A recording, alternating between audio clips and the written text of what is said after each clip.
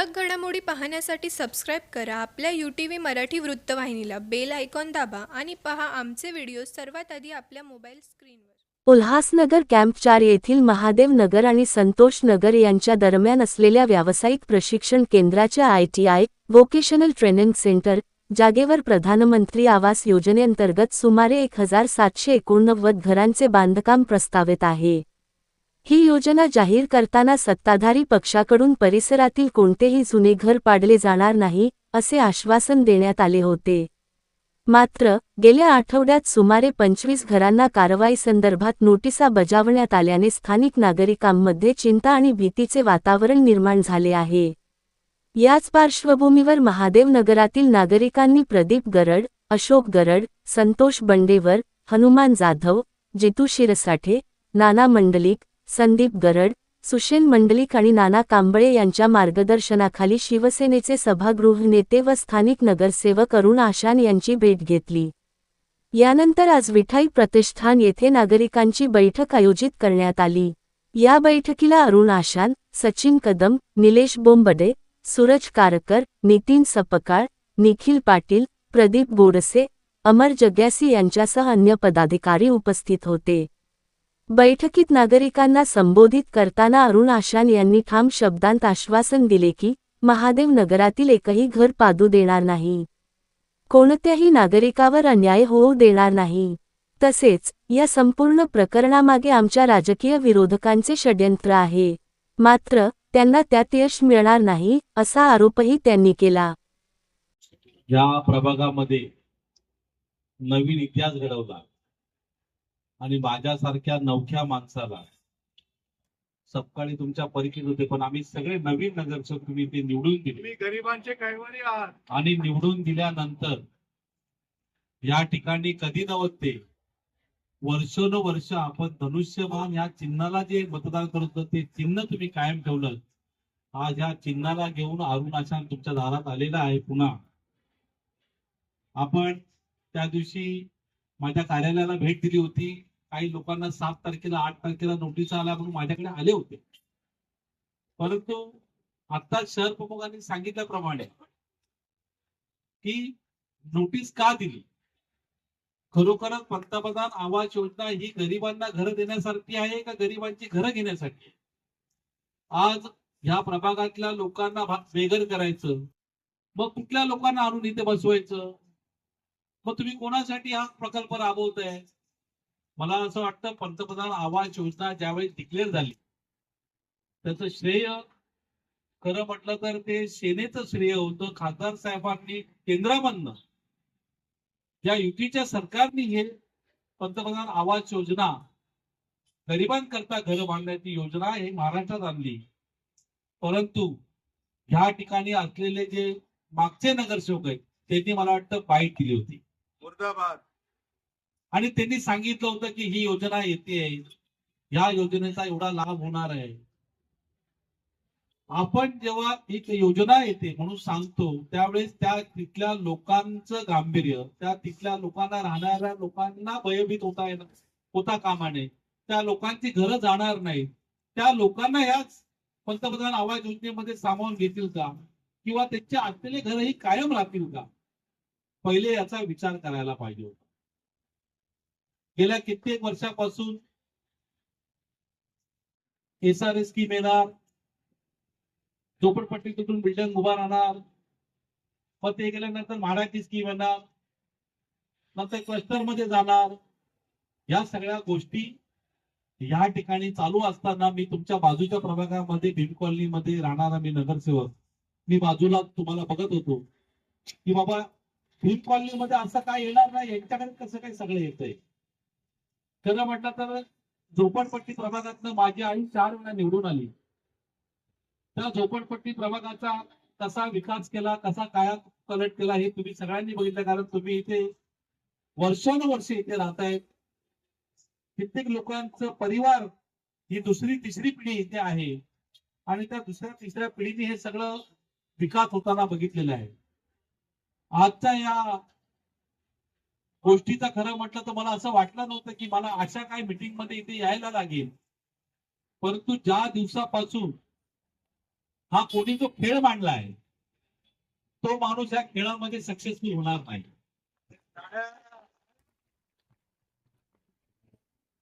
कारण मी त्यांना हा खेळ खेळू देणार नाही. तुम्ही ज्या आशेने ज्या अपेक्षेने मला निवडून दिलेलं आहे ती तुमची अपेक्षा भंग मी करणार नाही.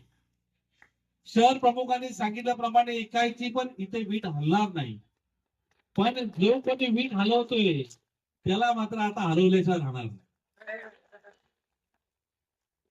बघा मी कधी कोणाच्या शेपटावर पाय देत नाही, पण आपल्या शेपटावर पाय दिलं तर आपण सोडत नाही. आज या ठिकाणी कधीच अशी घटना घडली नाही की कोणाचं घर तुटलं नाही, कोणाचा पत्रा तुटला नाही. आम्हाला अभिमान आहे त्या गोष्टीचा की गरिबासाठी लढणारा कोणतरी होता. आज सूडबुद्धी का जागी झाली? अचानक मध्ये असं काय झालं? जनतेचा कौल जनतेने दिला. दिग्गज लोक पडले. दिग्गज मध्ये कोणी त्यांना ओळखत नव्हतं असे लोक जिंकून आले. हा जनतेचा कौल आहे. आणि जनतेचा कौल आहे म्हणजे जनता जी जनार्दन आहे, मतदार हा राजा आहे आणि राजाने दिलेला निर्णय प्रजेला मान्य करावा लागतो. ती टाकी तुटली तर म्हणे आम्ही बगीचा बनवणार, म्हणजे लोकांना पाणी नको. आमच्याकडे पाण्याची टाकी होती, त्या ठिकाणी त्यांनी तिकडनं पाईप टाक, तिकडनं पाईप टाक, तिकडे वाल बसव, तिकडे वाल बसव. पण निसर्ग आणि कर्म हे नेहमी माणसाच्या बरोबर असतं असं मला वाटतं. मला कधी कमी पडलं नाही. तुम्ही बघताय की भीम कॉलनीला कधी पाणी नाही, कधी बोंबाबोंब दिसते. आज माझ्या भगिनी त्या तिकडनं घरकामाला जातात, भांडी धुण्या भांडीचं काम करतात. ती गरीब नगरसेवक आहे, गरीब वार्डाचा नगरसेवक आहे. माझ्याकडे गरीब गरीब लोक राहतात, आपल्याकडे श्रीमंत लोक कोण आहे नाही. मग गरीबाच्या जीवावर उठला कोण? तुम्ही जर का गरीब, मी म्हणतो माझा वार्ड आहे तर माझ्या गरीबाच्या जीवावर उठला कोण?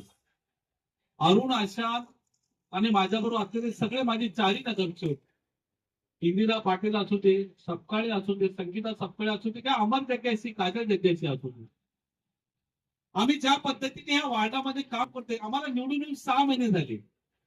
6 महिन्यात आम्ही काय केलं?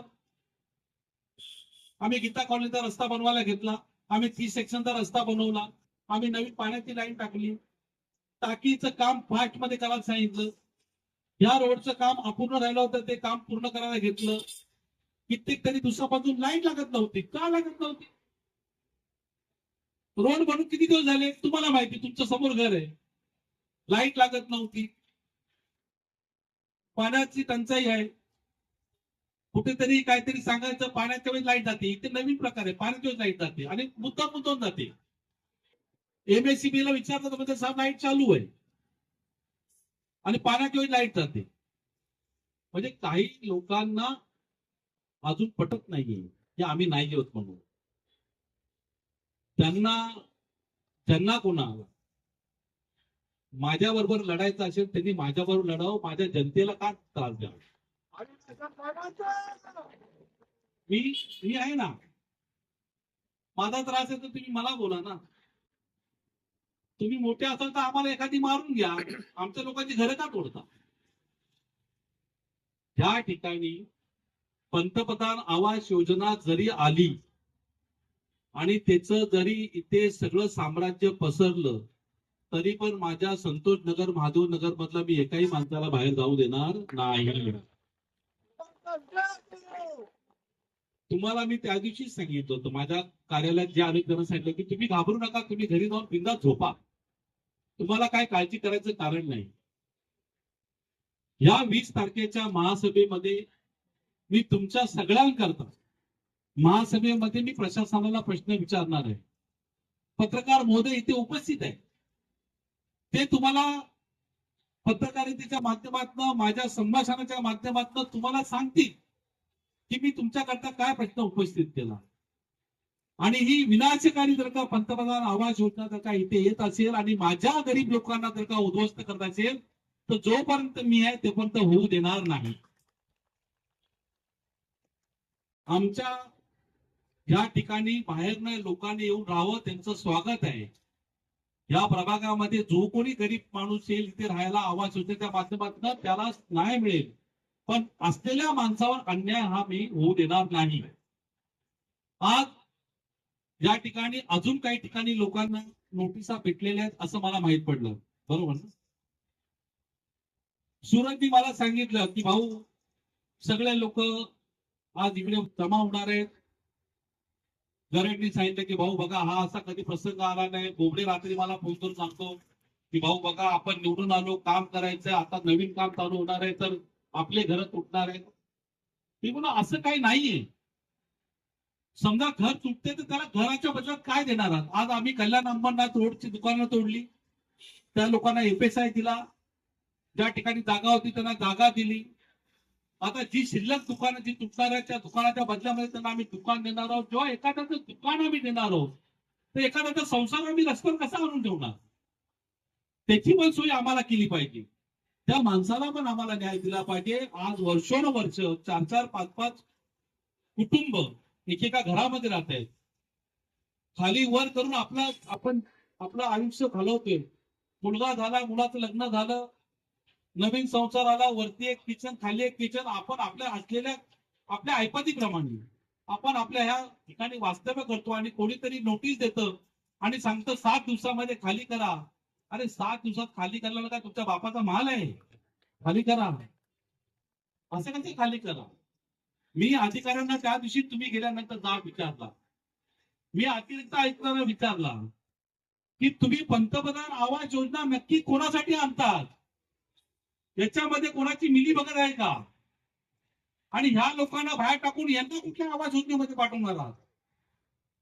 तुम्ही मग आणणार कोणाला आणि पाठवणार कोणाला? या सगळ्या गोष्टी विचारल्यानंतर त्यांच्याकडे माझ्या प्रश्नाचं उत्तर नव्हतं. आज तुम्ही सगळेजण या ठिकाणी उपस्थित आहात. मी तुम्हाला सगळ्यांना गॅरंटीने सांगतो 100% एकदम, या ठिकाणून जर का कोणा माणसाचं घर तुटेल तर त्याला इथे नवीन घर मिळेल. ज्या माणसाचं घर तुटेल तो बेघर होईल, ती आपण होऊ देणार नाही. या ठिकाणी कोणी काय रात्रभरामध्ये आणून काय पिलर उभे करून बिल्डिंग बांधणार नाही. या ठिकाणी कोणी पण कपचूप मध्ये येऊन कुठलं काम करू शकणार नाही. परंतु आपल्याला भयभीत करायचं, पहिले लोकांना नोटिसा द्यायच्या, संभ्रमित करायचं, घाबरवायचं, नंतर सांगायचं की आम्हीच थांबवलं, आम्हीच हे केलं आणि ते बरोबर नव्हते, आम्हीच बरोबर होतो असं सांगण्याचा काही लोक प्रयत्न करत आहेत. तर तुम्ही जरा रात्र वैद्याची आहे.